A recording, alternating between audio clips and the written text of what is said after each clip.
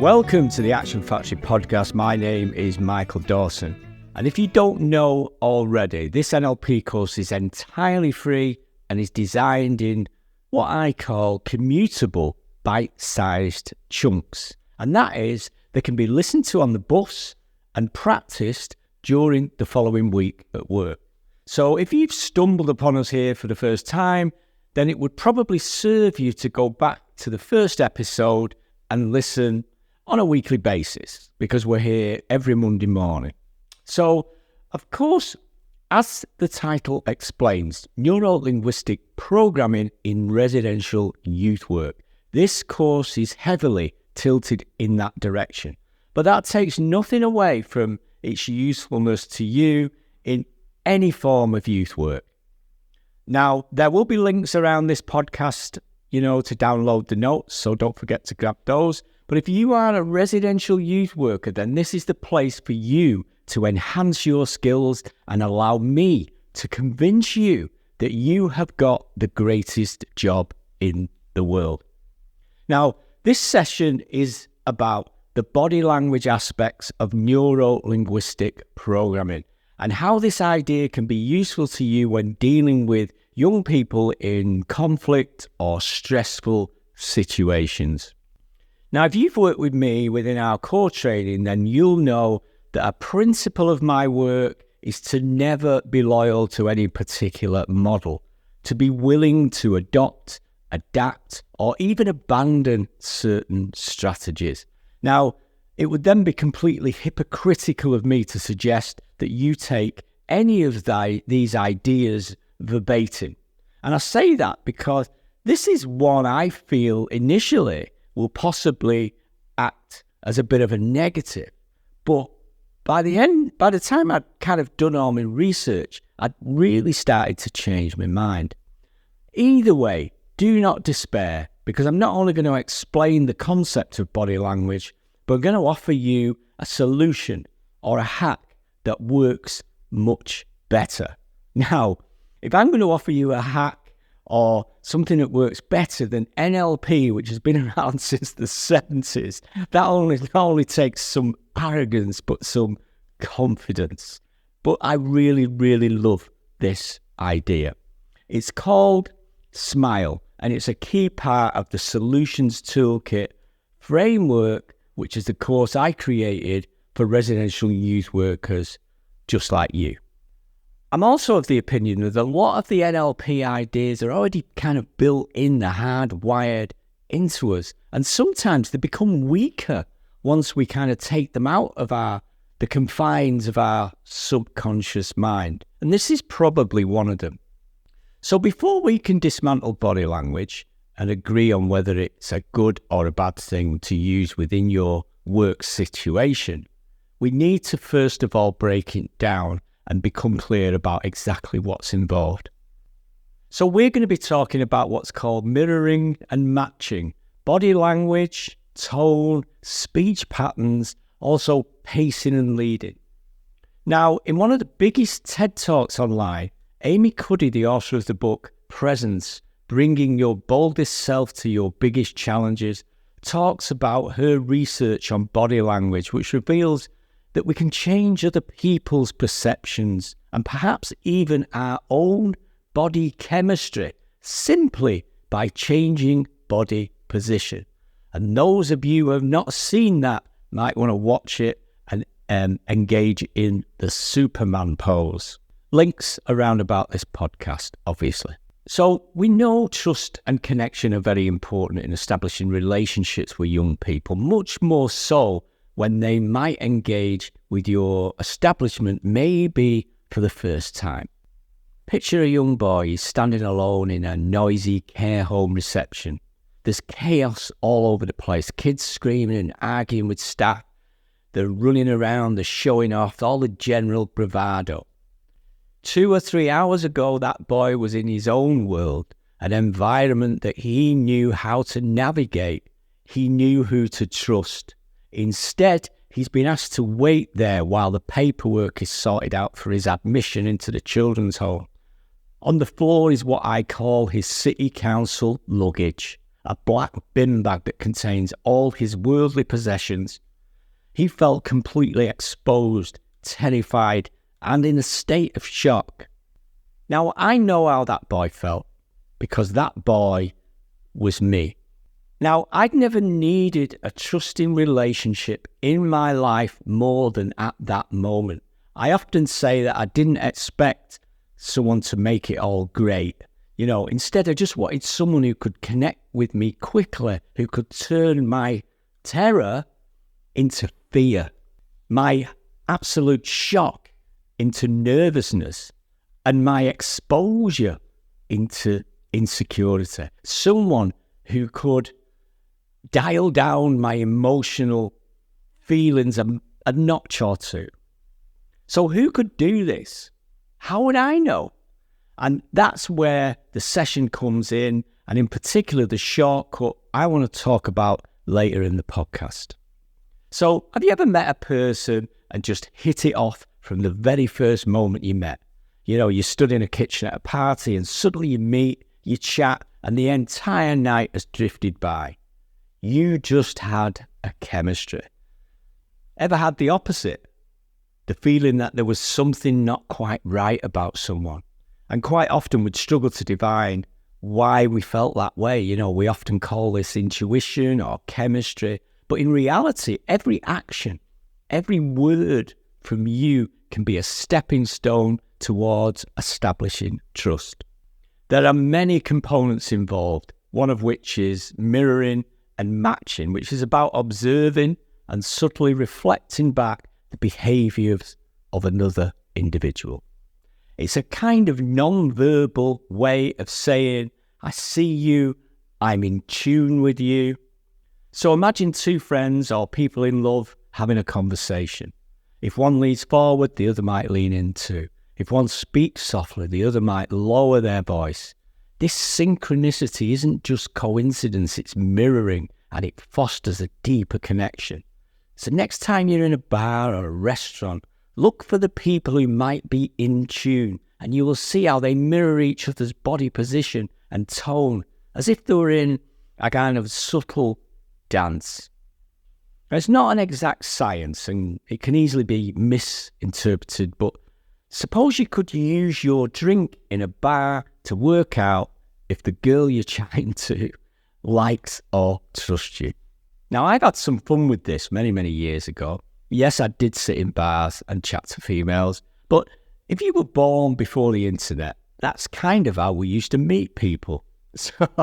So I'd be sitting in a bar chatting with an attractive female, and this did happen occasionally, and I'd place my drink a little bit too close to hers and watch.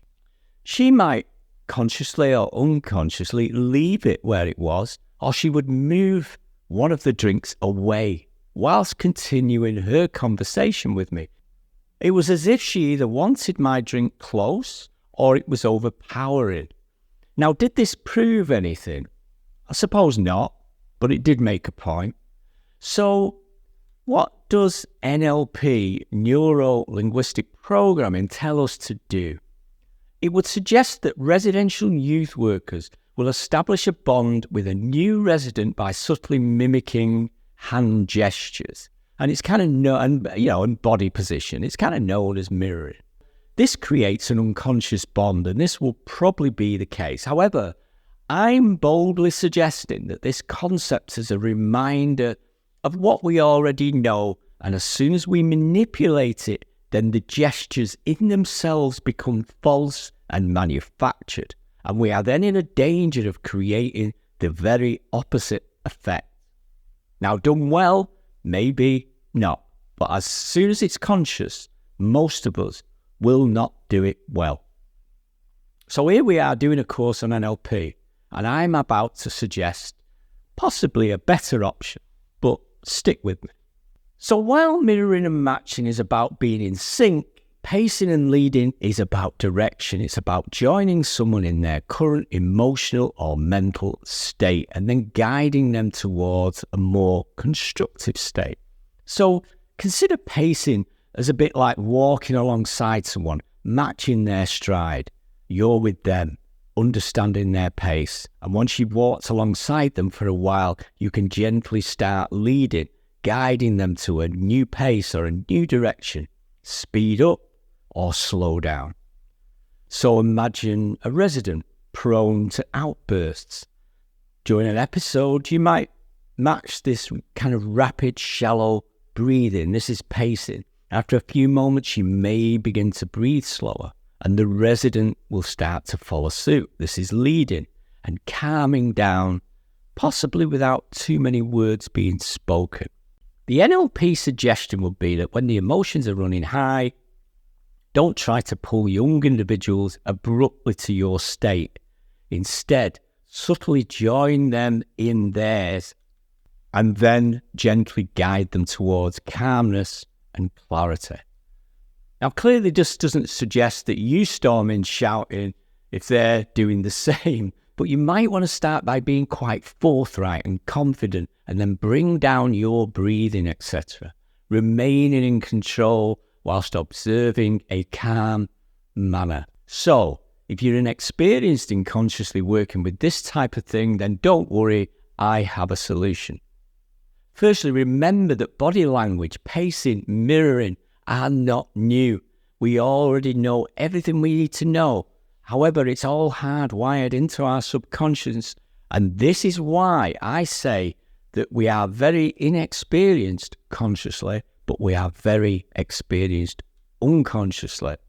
So, what do we do to enhance our relationship skills? What would you do with the boy like me who was standing there with his city council luggage, frightened to death? Now, you may want to try a concept that I developed called SMILE. Now, this idea is taken from my training course, the Solutions Toolkit, and it's based on being the curious inquisitor. Actually being curious about the other person's life. Now, remember when we said the map is not the territory?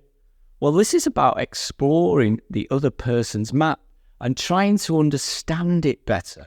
It can be broken down into this very convenient acronym. I think that's the right word. To indicate this, I'm going to return to that kind of terrified kid and his city council luggage stood in a children's home reception. The acronym I developed is called SMILE. S. S is for service. This is the surroundings and standard of your service, the respect and general rules around how they are treated, i.e. the client. Am I taken to a place I feel safe when I arrive? Will I be introduced to peers or a single peer very quickly? How would I assess the staff are treating the kids who already live there? After all, that is going to be me very, very soon. Could it be time to look at your service policy on environment, onboarding, engagement with each of the other kids? You know, what subliminal messages are being broadcast? M is for modalities, and that is a different communication methods. That's an NLP term. And we'll talk later about modalities in NLP, but these are the categories of communication, such as tone of voice, physiology, pace, and more important, the attention offered. These are all subliminal messages. Hostage negotiators for the FBI will talk about tone and that relaxed voice. I'm going to talk about that later in the course. I is for interest. One of the key components in our training is to not solve problems for the client, but to be the curious inquisitor about their lives. Did anyone ask about my map? How was I feeling? Did I have any questions or concerns? Did I need to know anything? That didn't happen for me. And does it happen for your kind of new kids? L is for language. This is the words we use and how they compare with the clients, reframing any negatives and using positive language that's similar to theirs. This is something we cover in the Solutions Toolkit, but our language should use similar words to those of the clients. And E. E is for empathy. This is a humility towards the client and the incredible coping mechanisms they engage with, acknowledging how incredibly brave I have been and what that said about me, what messages the staff were getting. So this is SMILE. SMILE, service, modalities, interest, language, and empathy. So can you imagine a member of staff applying these elements to young Michael with a genuine curiosity and empathy? Now, this could eliminate the need for any conscious thinking about body language or mirroring. However, if he froze the conversation, you would see this happen naturally. Voila, we have achieved our desired goal of developing a strong and trusting relationship without manufacturing the process. Now, incidentally, I have one or two strong memories of that traumatic day, one of which was a member of staff who looked after me on that very first night. She sat me next to her on the settee while we all watched TV, and she managed and filtered the inevitable questions that came from those other kids. And may God bless her wherever she is. She was my trusted relationship, but she came along a little bit later in the day. And that's typical of people like you. So I've created a digital download and a set of notes. So by clicking the link around this podcast, you can ensure that you get these and they are in the link around about the podcast or the video. So if you're a full Solutions Toolkit student, you'll have access to all of these, or you may have taken me up on my offer of joining, the legacy community for the Action Factory. Depending on when you listen, there will be a link below to get you on board with all of these massive benefits and training courses for under a tenner forever. But that depends on when you're hearing this podcast. Thank you so much for listening. I appreciate you immensely. And I remember, if you're one of the nearly 16,000 listeners who have not subscribed, please consider doing so.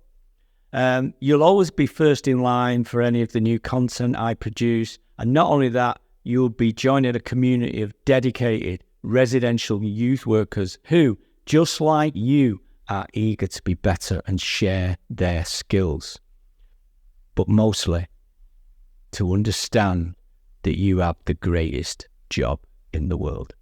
My name has been Michael Dawson, and I'll be back next Monday with another session of NLP for residential social workers. Please don't forget to grab the memory jogger by clicking the link around this podcast. Thanks so much for being there. See you next week.